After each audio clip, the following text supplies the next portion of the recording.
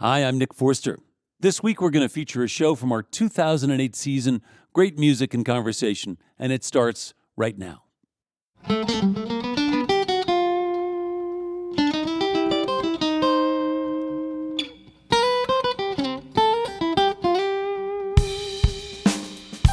From the foothills of the Rocky Mountains, it's eTown with this week's guests. From Texas, Rackham recording artists Joe Ely and Joel Guzman.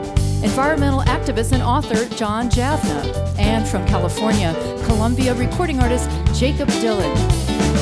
I'm Helen Forster. Right now, please join me in welcoming Nick Forster.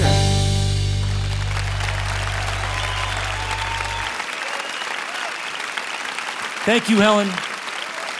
Welcome to eTown. We get together every week. We listen to some live, great music, and we hang out and we talk things over just a little bit. We have a real diverse range of voices on the show this week. World travelers who are paying attention, who are writing along the way, and kind of like the old Sesame Street shows.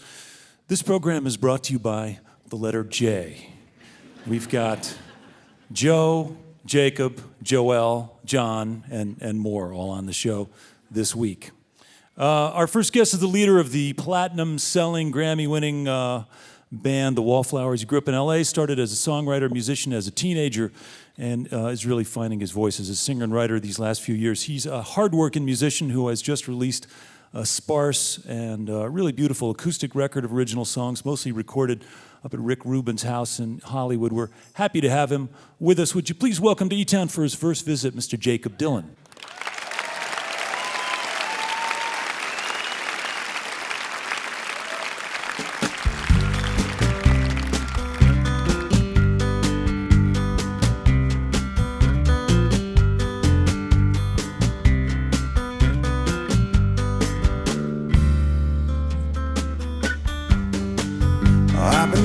Double shift all night.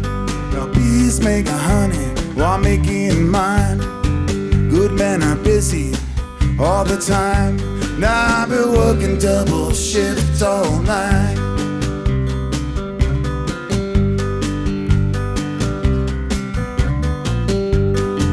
My line of work what suits me fine. Split that apple or chuck that rye. Or pull no wishbone that ain't dry. My line of work, what suits me fine. Now sweet you ramble, sweet you roll, all through the bedrock of my soul. Well, I've got more good luck than I'll ever use, all day and all night like a muse.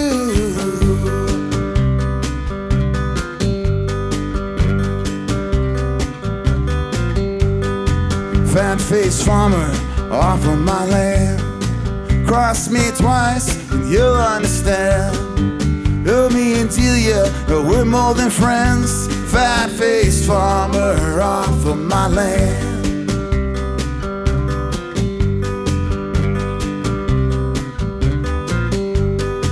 See how high your monkey jumps.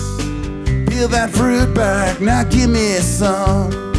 Just let this evening do what it does and see how high your monkey jumps. I'm gearing up now to get small. I'll do it big or don't do it at all. Ain't got no baggage that I can't use, all day and all night like a muse.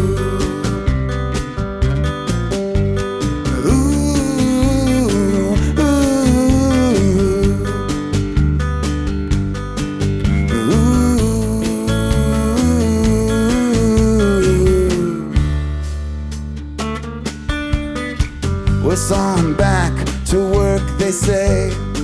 Oh, pull your hammer high and straight. I'll lay your boards out, drag that rake, and get on back to work, they say. Give what you got, return what you use. Now tell me, young man, whose dog are you? Got bigger secrets than you do, all day and all night like a mule. My line of work suits me fine. My line of work suits me fine. My line of work suits me fine. makes me find.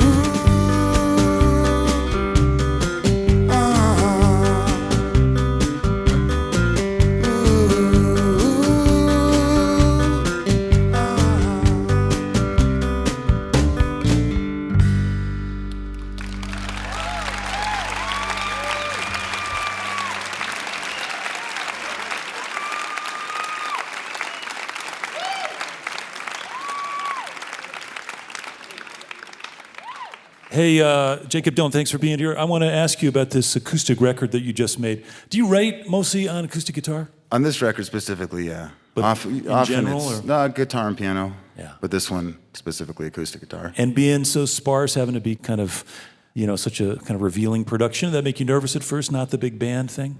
No, you have to work differently knowing that that's all you're working with. And, Yeah. I haven't in the past thought of my voice as another instrument as much as something up front melodically, but I was more aware that I could use it a little differently on this one and tried to put as much as possible in the vocal and the lyrics. That's all I had to work with. Yeah. Is that the guitar you use? It sounds like you're using like smaller guitars with old strings. You're right. No, this is not the guitar I used. No, those ones don't travel as well. Yeah. No, those are the older Martins, the triple O's. I'm sure you know that one. Yes. And Rick Rubin, we hear about Rick Rubin being like this genius producer for pulling out the essence of these artists and writers, and the records that he's been doing lately are pretty sparse. Can you give us a little insight into what he does? What's his special sauce? I think what people respond to from him is that he recognizes very well performance.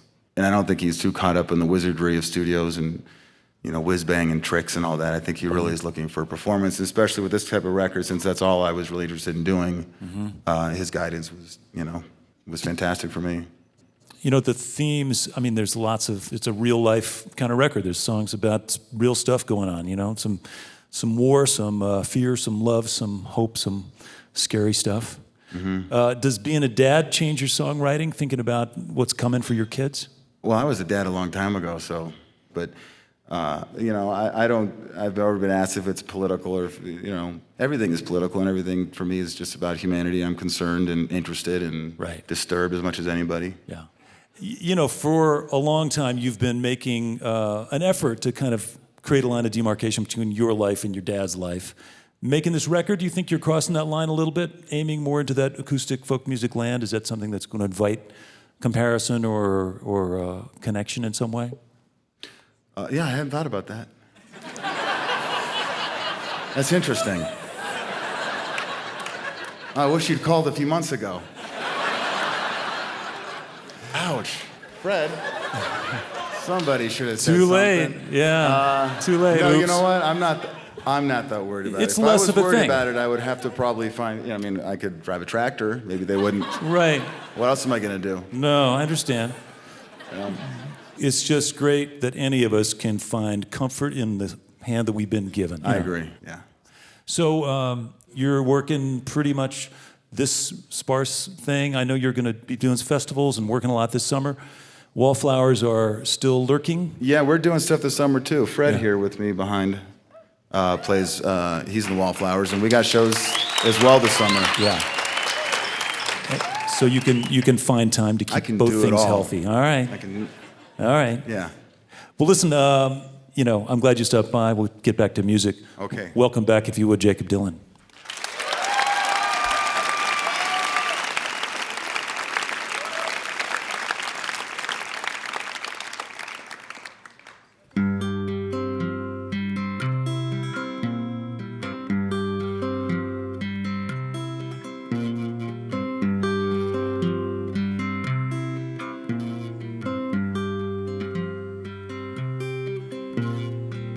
What doesn't always have a shape, almost never does it have a name.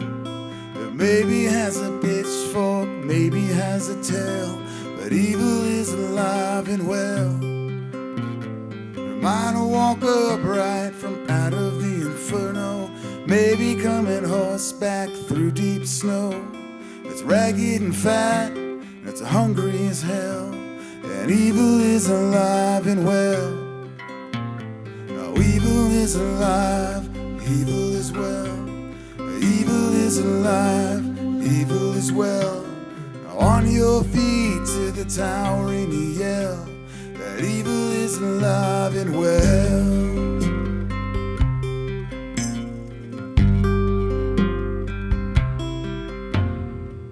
Maybe too humble to want to speak, may have the blood-soaked bird in its teeth, smoke-filled skies, bees in the well, and evil is alive and well. Now maybe in a palace, maybe in the streets, maybe here among us on a crowded beach, maybe asleep in a roadside motel. Evil is alive and well. Now evil is alive, evil is well. Evil is alive, evil is well. On your feet to the towering yell that evil is alive as well. Down in every ditch, up on every hill, it's well. I've got my radio on, drowning the bells.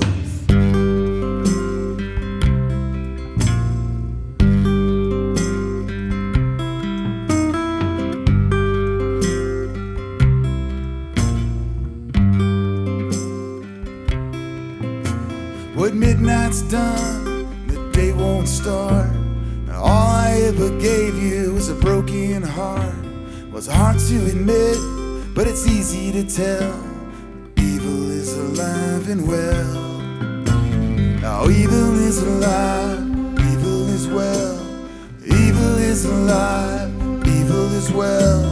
On your feet to the towering yell that evil is alive as well.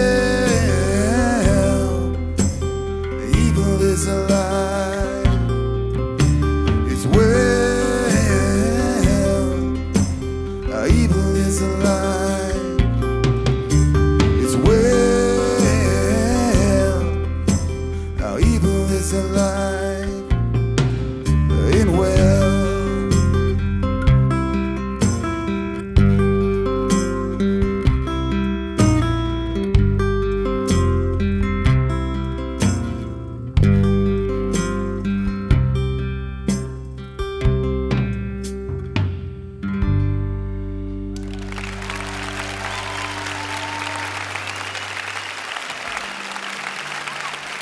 Jacob Dillon, along with George Reef on the bass and vocals, Fred Eltringham on the drums and vocals. The CD is called Seeing Things, out on Columbia Records.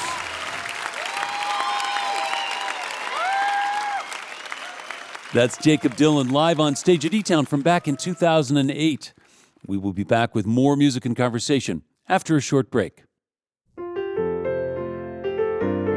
Your visit to eTown is made possible in part by the Scientific and Cultural Facilities District, or SCFD, one of the largest cultural funding mechanisms in the United States, supporting nearly 300 organizations in the greater Denver area. You're listening to eTown.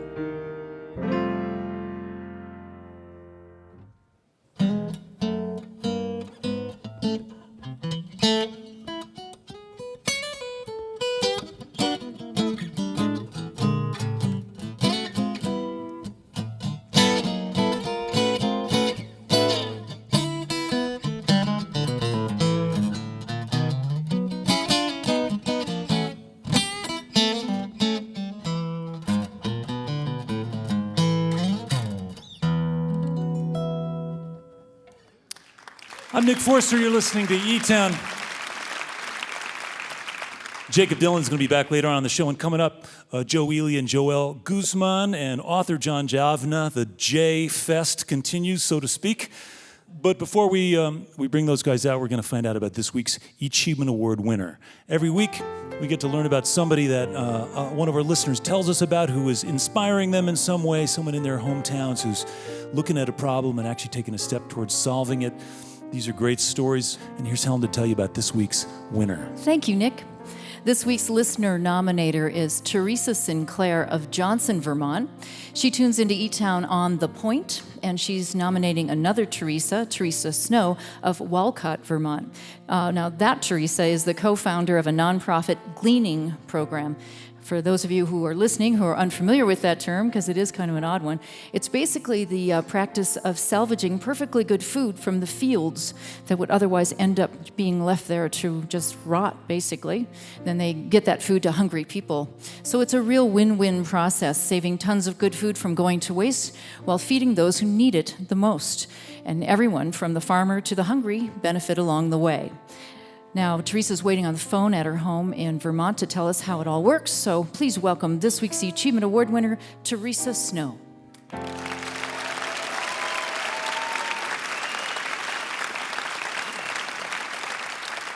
How are you, Teresa? Oh, I'm great. Thank you. Teresa, let me ask you, how did you get interested in this gleaning concept? Where did you get the idea? Well, it developed over time. I've always enjoyed being outside and was exposed to farming in my childhood with my grandparents' dairy farm, and enjoyed my mother's garden with eating peas and fresh raspberries. I went on to college to study natural resource management as well as sustainable agriculture, and I did a short stint with AmeriCorps where I was exposed to the concept of gleaning with a half-day service project where we gleaned outside of Washington, D.C. So I returned back to Vermont, continued to work on a market farm, decided that I wanted to, empower people to realize that they could have some control over, their own resources, and growing food is a very simple thing. Hey, help me understand why the food is left in the field in the first place. Consumers tend to be picky. If they're spending their money, they kind of want the top quality product. So the only thing that really makes it to market is high cosmetic quality, for one. Farmers often also plant in succession, so lettuce can be planted several times per year, and if their next succession is ready to go, well, then they move on to that, and that leaves their first planting available for gleaning. So you go and you can actually salvage food that would have otherwise been useful, but it's either blemished or it's not the crop rotation, the timing is off in some way, and then you gather it up, and then what do you do when you get it? We distribute it on a local level.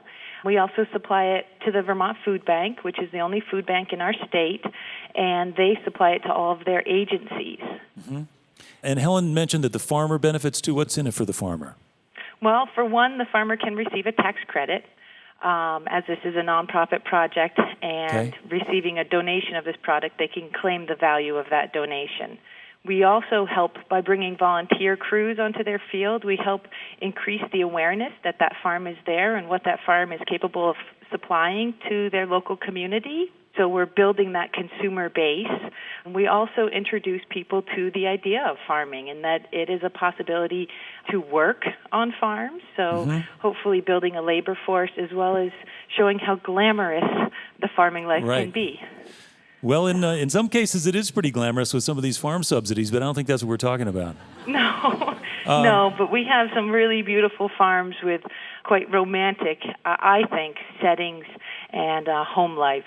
Right. I mean, a lot of people have no idea where their food comes from, so just the simple act of connecting them to the farm and letting them see where this stuff is grown can be a very powerful thing, especially for kids, I think. Yeah. So who's actually picking up the food? Who's doing the gleaning? It's a very grassroots effort.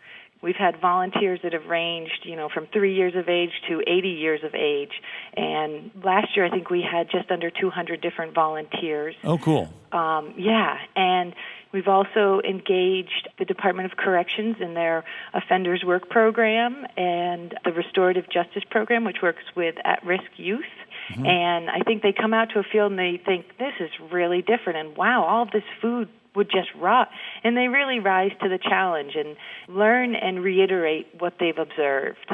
Hey, Teresa, when did you start doing all this stuff? In 2005. Do you have a sense of how much actual food has been gleaned and distributed since you started in 2005? About 100,000 pounds. That's 50 tons roughly. Yeah. And most of that has happened within a 100-mile radius. Wow. So that's a lot. Teresa, what's the name of you must have a name for all this, right? Yeah, it's Salvation Farms. Salvation Farms sounds very religious. Yeah, and a lot of people, question whether we are a religious-based organization. We are not, and a lot of people also wonder, are we a farm? And we are not. Doubly misleading title. Kind of. Yeah. Hey, I think it's a great story, and I appreciate the fact that you just decided to do this. You decided to walk away from a fabulous career in farming. And actually just, harvest food that would have otherwise gone to waste and help people who really need it. So we're going to send you a framed Achievement Award certificate in recognition of your efforts. And I just want to congratulate you, the winner of this week's Achievement Award, Teresa Snow, Salvation Farms out there in Vermont doing good stuff. Great. I appreciate it, and I'm honored, and thank you so much. Thanks, Teresa, and thanks to your co-founder, Jen O'Donnell. Great. Thanks for being with us. Great. Thank you.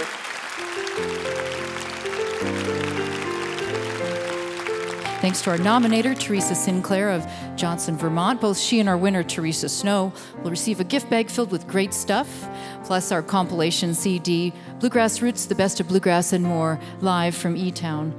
For our listeners, if you'd like to make an Achievement Award nomination, learn more about some recent winners, or if you've tuned in late and you'd like to hear the entire conversation, you can do all that on our website, etown.org, or write us the old-fashioned way at Box 954, Boulder, Colorado, 80306.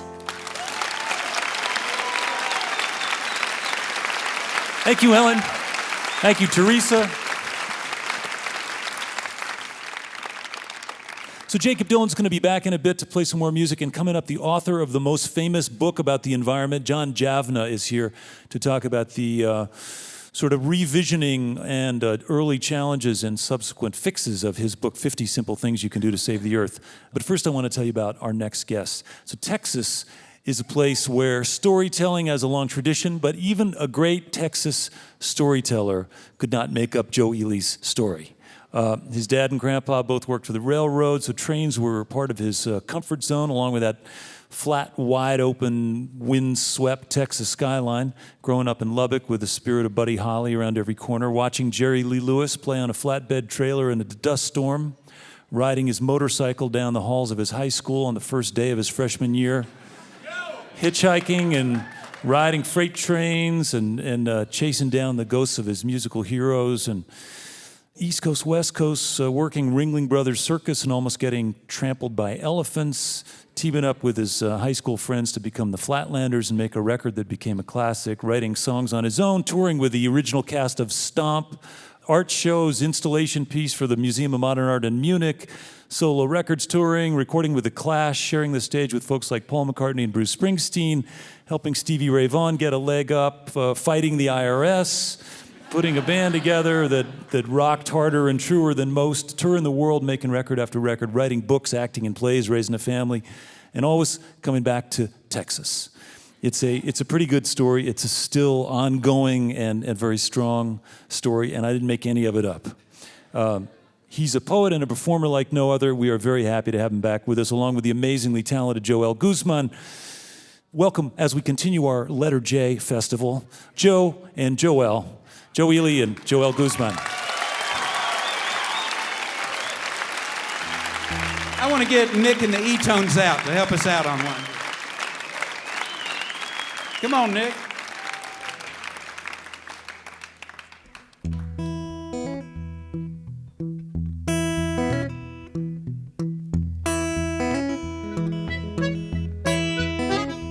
Well, it's cheek to cheek and it's face to face. If I told you once, I told you twice. East is east, west is west. Fire is fire and ice is ice. And that wind gonna blow tomorrow, just like it blowed today. Someday when your bones turn to dust, that wind's gonna blow you away. In the pale moonlight, cold campfire light, I have danced in the burning cold. Well, it ruined my shoes, but it cured my blues. All I wanted was to soothe my soul. And that wind gonna blow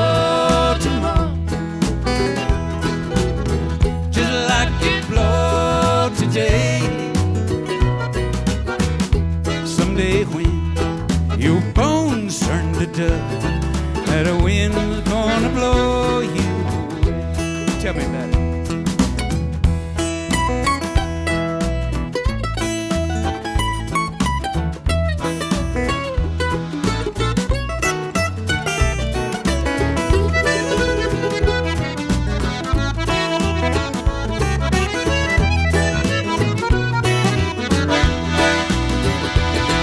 Mistakes are alright if you make them yourself, but they ain't worth a damn if they're not your own.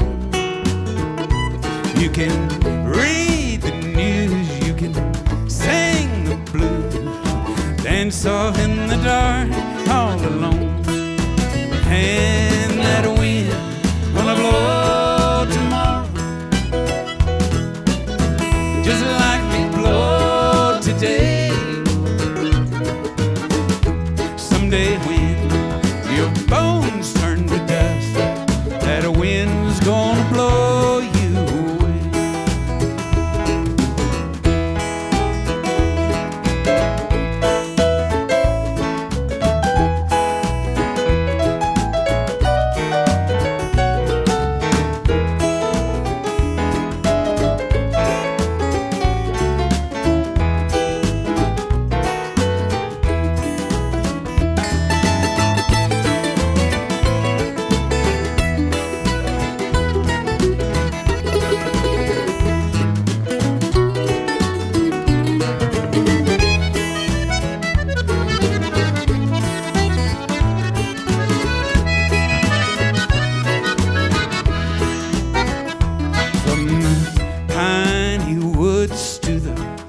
Great high plains, from the Red River to the Rio Grande. I have crossed some streams, I have lost some dreams. I've seen a golden circle in the sand. And that wind gonna blow tomorrow, just like it blowed today. Someday when your bones turn to dust, that wind's gonna blow you away. That wind's gonna blow you away.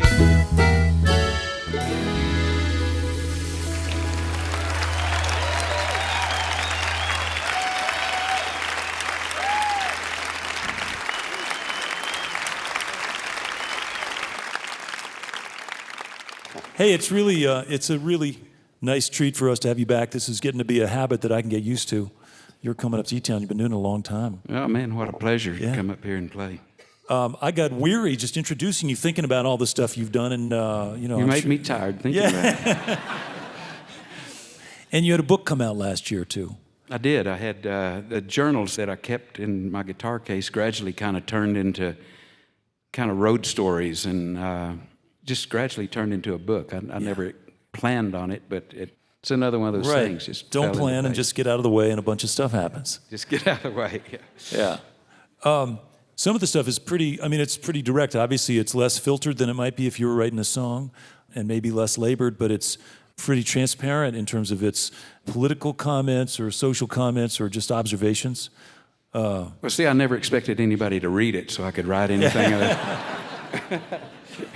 This, I like these two right here. I don't know if you could read them or you want to. You read them. Me read them? Yeah, you read. All right. Once again, America fights an invisible foe, a word, an idea that has no idea of what it is. The enemy is faceless, without an army or a name. An enemy who has no country cannot be bombed into bits. The military always suggests force over understanding, with no concern over damage done. Blind fools, don't they know that war breeds war, that the offspring of the dead breed a new brand of hate? You know, that's a song. And you read that very well, I have to say. Thank you, yeah. And I just want to mention one other thing, which is in the 70s when I moved to Denver, there was a bunch of Lubbock and Austin refugees who were living in Denver, and there was this whole sort of spiritual, meditating, honky-tonk, beer-drinking, seeking going on. You know, it was songs and playing bars and, you know, doing it, but it was a quest. Yeah, it was nudist, Buddhist, Baptist.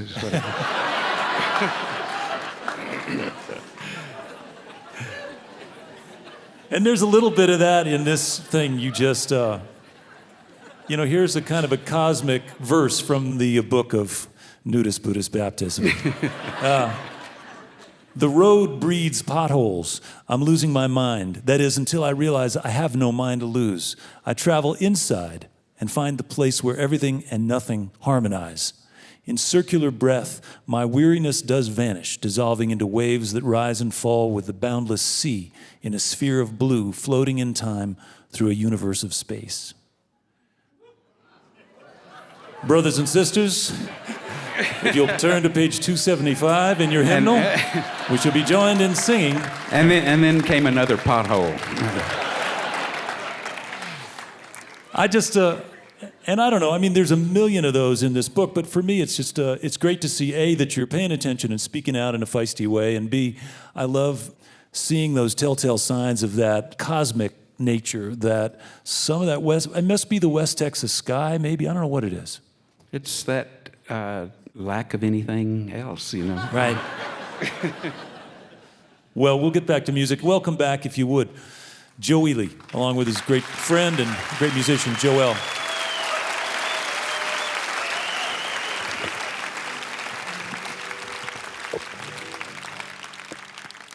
Hey, I forgot one question I was going to ask you. Go ahead. Did you ever write a song about a chihuahua?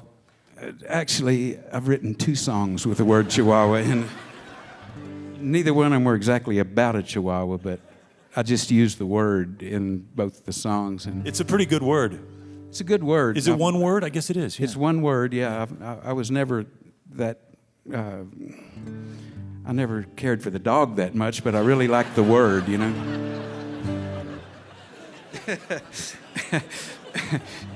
This song came about, a friend of mine, Kimmy Rhodes, walked up to me and just gave me the snake eye, just looked me right in the eye and said, "If I could teach my chihuahua to sing."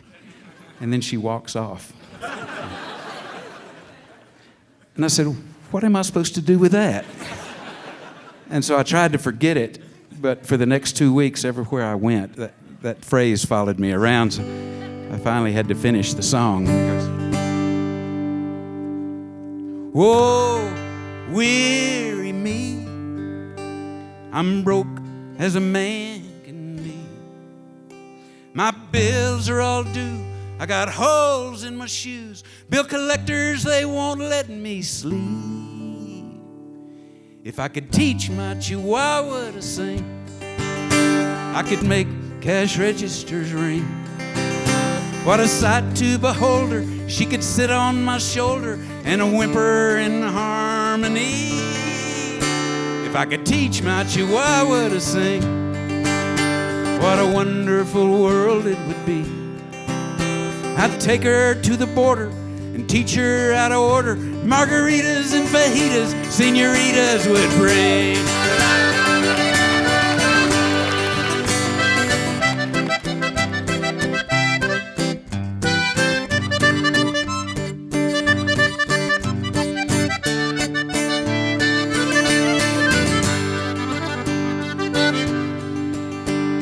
Circus is coming to town. The telephone lines are down. While the tightrope they're stretching, my puppy is a-fetching the tin cans all scattered around.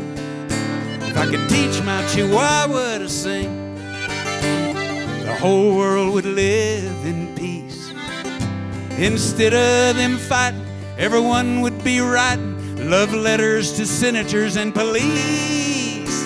If I could teach my chihuahua to sing, what a brave new world it would be. I'd take her on my back all the way to Iraq and bring home the soldiers and stop this old war.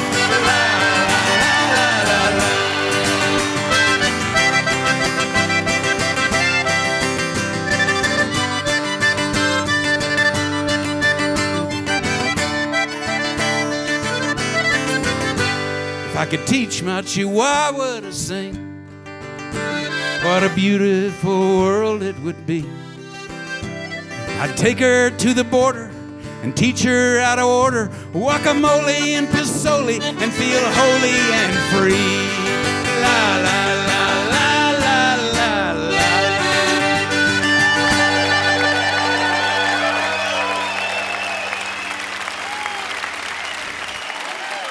Yeah. Let's get Helen out. There you are. We're gonna do a song that I learned at an early age from a great songwriter named Townes Van Zandt. We're gonna let those potholes just go by the roadside.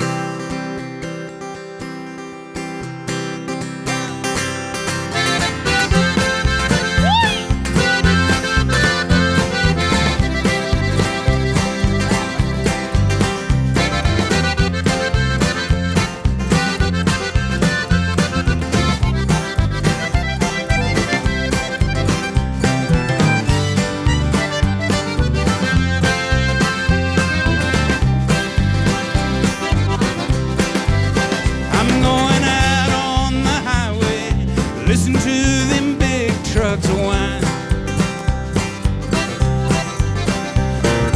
Out on the highway, listen to them big trucks whine. White Fred liner, won't you steal away my mind? New Mexico ain't bad, Lord. People there, they treat you fine. New Mexico ain't bad, Lord. People there, they treat you fine. White Fred liner, won't you steal away my mind?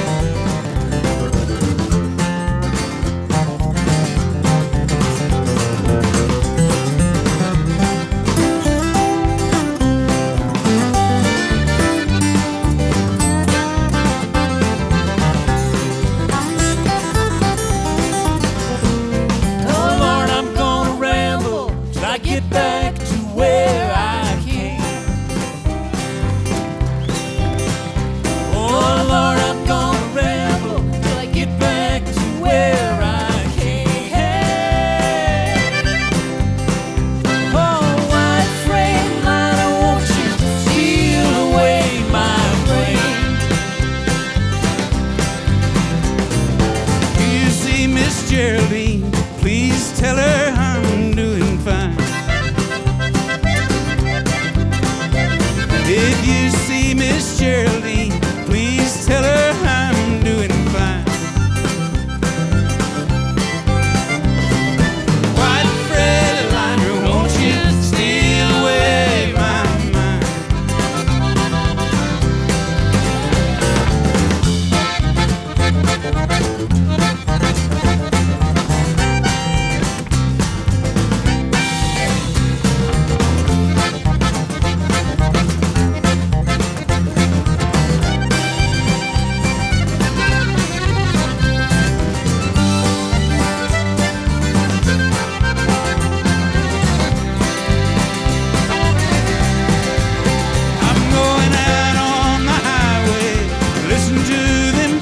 Trucks of wine.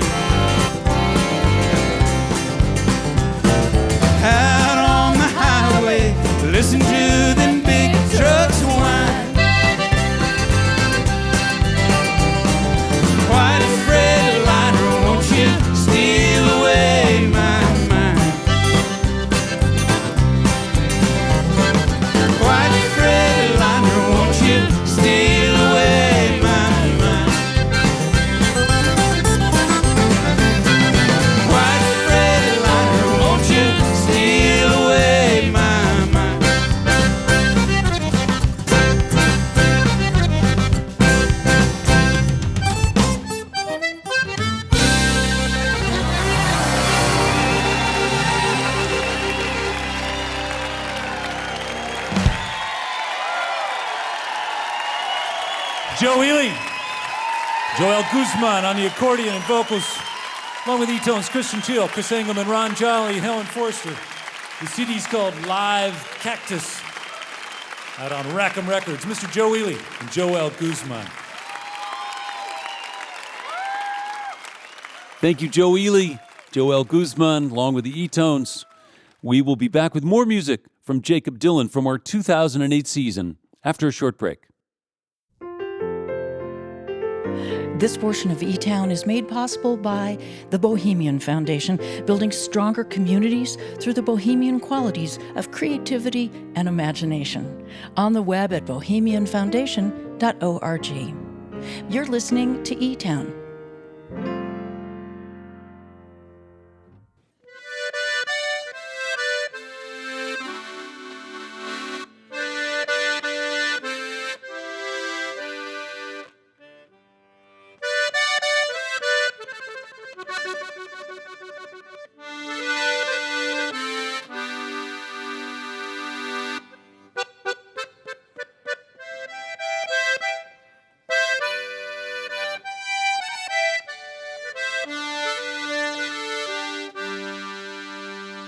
I'm Nick Forster. I'd like to say hello to our listeners who are hearing eTown on stations like WKGC in Panama City, Florida, on KUSU, Utah Public Radio throughout the state of Utah, and on KCHW in Chewelah, Washington. As usual, if you want any more information about whatever we're up to here at eTown, lots of stuff is online at eTown.org.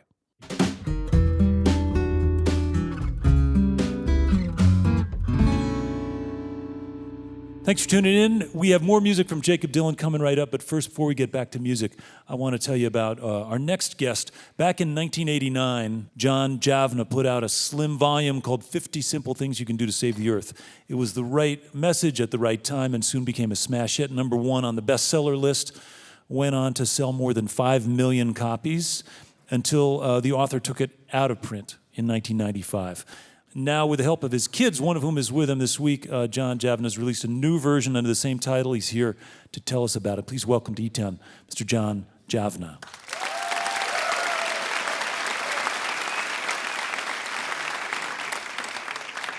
John, thanks for being here. Thank you, Nick. Hey, so you were kind of ahead of the curve. 1989 was not like the first time anyone had ever thought about trying to make a difference, but it was early. That's right. Next thing you know, it's a hit, #1 the New York Times bestseller list. After a period of time, you started rethinking the first edition. Well, it was quite a surprise to me. You know, I published the book as well as wrote it. I hoped that we would sell 11,000 copies so we could break even. And it was pretty much of a shock on the day that it was on the front page of USA Today and in People magazine and on ABC News. My wife looked at me and said, "This is really happening." But I hoped that people would take it seriously and do something with it. It seemed like people were going to, but after a few years, it seemed like we're just repeating the same thing. And it's important to go past the entry point for second and third and fourth step, and it didn't seem like people were doing that. Yeah, you don't want people to think that by bringing their own grocery bag to the grocery store or recycling their plastic bottles that, hey, everything's okay, it's cool. I'm doing the thing, I'm bringing the bag to the grocery store, everything's fine. That's right. So you took it out of print. Obviously, it would have been very successful, so you had a lot of freedom. You decided to raise your family, you moved to Oregon. And then, as I understand it, it was actually your kids who kind of woke you up about the fact that the job wasn't quite done. That's right. My daughter, Sophie, who's here today, said to me, "Hey, Dad, why aren't we doing more for the environment?" And I started to give her a sort of cynical answer because I had gotten sort of cynical about it. You of all people. Well, that's right. But I waited for people to do more, and it didn't seem like people were. And I started to give her that answer, well, it didn't matter if you recycled, it didn't matter if you had a cloth bag. And then I looked at her, and it's one thing to talk about the future and the future generations. It's a whole other thing to have the future looking back at you. And I just stopped dead in my tracks, and I said, no, this is not enough. I have to do more. Mm-hmm. And so we decided to work together on reworking the book in a way that would give people an opportunity to do more. In case you just joined us, you're listening to eTown. My guest is John Javanaugh, author of 50 Simple Things You Can Do to Save the Earth, and his daughter, Sophie. And how old are you, Sophie? I'm 14. 14. This was a few years ago when you gave your dad a hard time for being cynical? Yeah, actually, it was just after I'd seen the movie An Inconvenient Truth, actually. Oh, yeah? Which is how a lot of my friends and stuff who have been interested in the environment, that's how they got started, too. And From seeing that movie? Yeah. The movie kind of wakes you up if you haven't seen it. And even though I haven't been around that long, only 14 years, it got me noticing things. Right. But you don't want to look towards the negative side. That's what a lot of people do, and that's how they get stuck. And so really what you want to do is look towards the positive side and say, well, we have this problem, we have this kind of mess that we need to clean up, and we have to get started now. And I think that's a really important thing for my generation to know, because this is our world that we're inheriting, and we want to make it good to live in. So what happened? You said to your dad, okay, hey, there's something more we could do for the environment. And he woke up and came back with a new take on the book? What happened is we decided that there's got to be a way to move people off of the entry point, the second, third steps. And if we understand more about what the environmental issues are that confront us, then we can do something about it. Mm-hmm. And we realized that you don't have to get the whole thing in order to see the big picture. You can take a bite-sized piece. You can take one issue, because every issue is connected. Every issue, the DNA of every environmental problem and every environmental solution is in every single environmental issue we take, no matter how big. Yeah. I noticed that one of the eTown slogans is community. And really, the power we have is community. Mm-hmm. Things have gone too far for us to do things alone. We have to do it together. And so the new book, it's a shift. Rather than 50 things, it's like 50 choices. Choose one, dive in, embrace it, commit to it, collaborate with people in your community, dive in a little deeper. 50 issues, yeah. 50 issues, Oh, right? that's cool. Hey, we're a show that's about issues and music, and I understand that Sophie's kind of a good singer. Well, she likes to sing. Yeah. Can we get her to sing a little bit? You have to ask Sophie. I'll ask Sophie. Sophie, what do you think? Yeah, okay. You want to do Walking After Midnight? Okay. I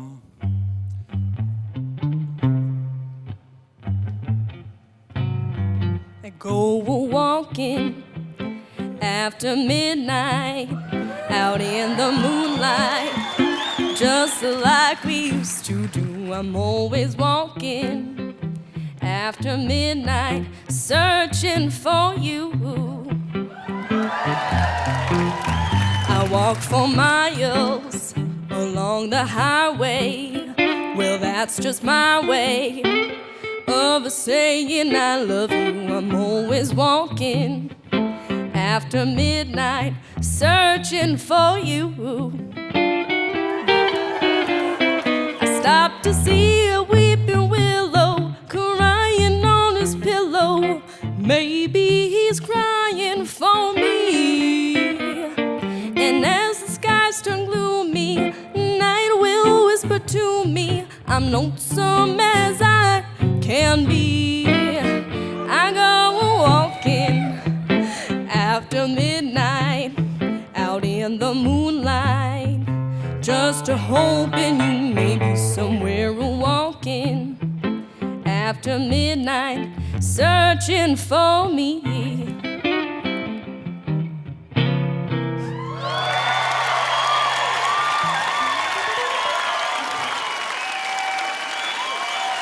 "14 years old."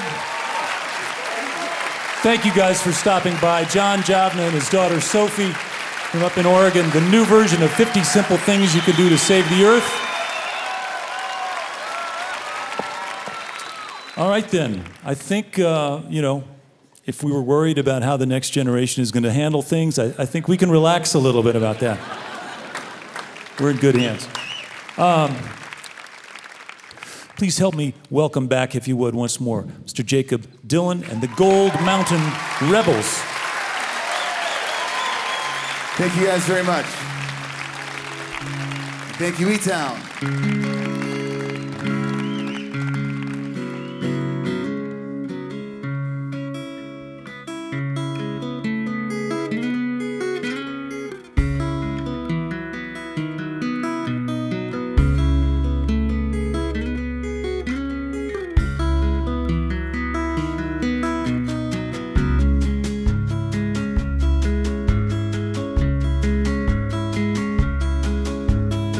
I made a promise to not let go. Our tug of war has only made me want you more. Now steeped in hard luck and doomed to roam. My love is braver than you know. forefathers, they worked this land. And I was schooled in the tyranny of nature's plans. No dressed in thunder, a cloud came around. Oh, in the shape of a lion, a hand came down.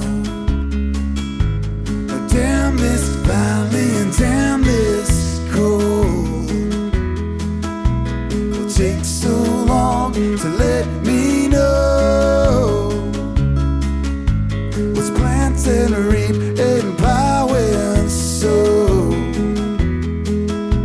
But tell me, will it grow?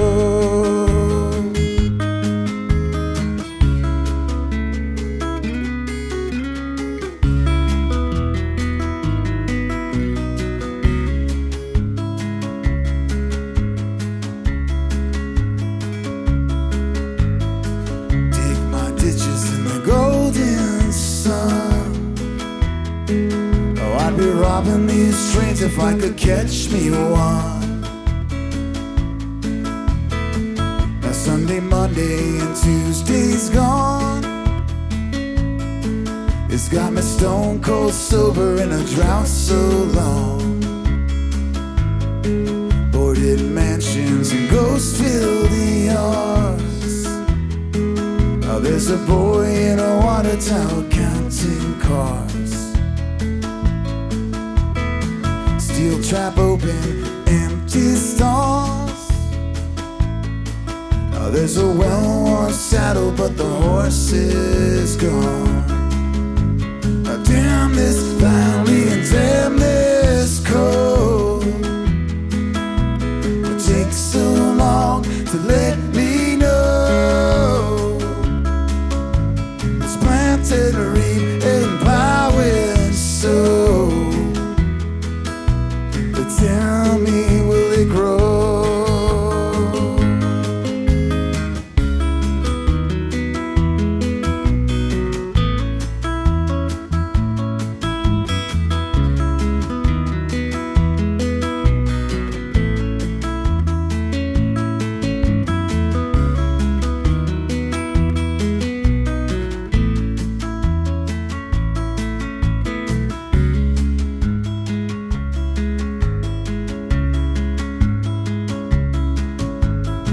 Jet black starlit midnight rose.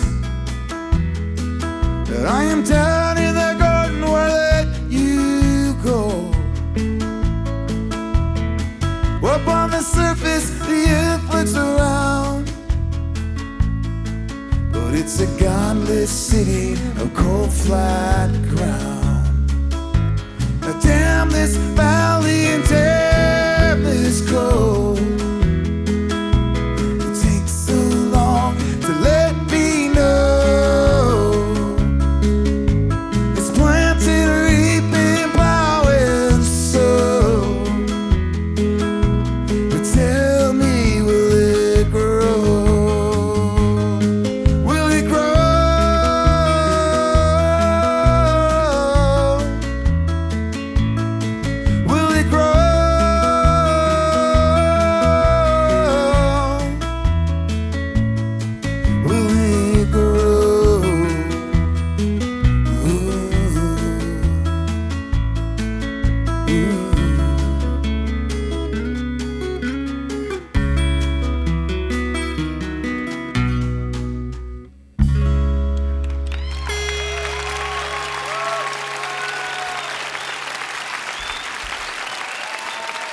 That's Jacob Dillon, along with George Reef on the bass and vocals, Fred Eltringham on the drums and vocals.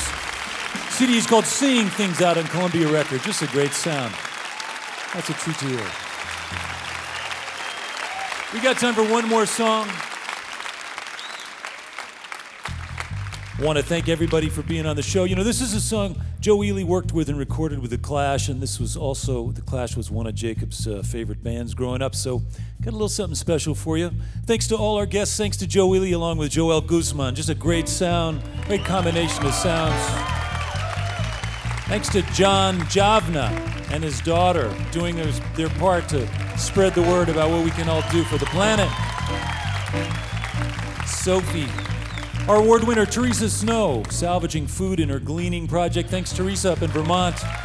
Thanks again to Jacob Dillon and his band, and Helen, the eTones. Thanks to all of you for coming and staying in eTown. We sure appreciate it. I'm Nick Forster. Hope you can be with us next week right here in eTown.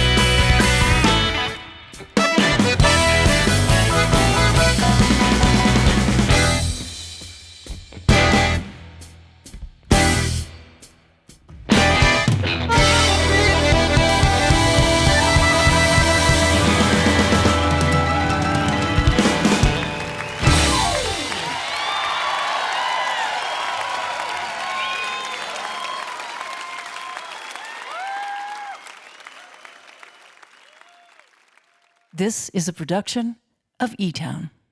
Okay, there you have it. Jacob Dillon, along with Joe Ely and Joel Guzman, John Javanaugh and Teresa Snow. We are so lucky to be able to mine the deep archives. That was from our 2008 season. I'm Nick Forster. Thank you for listening.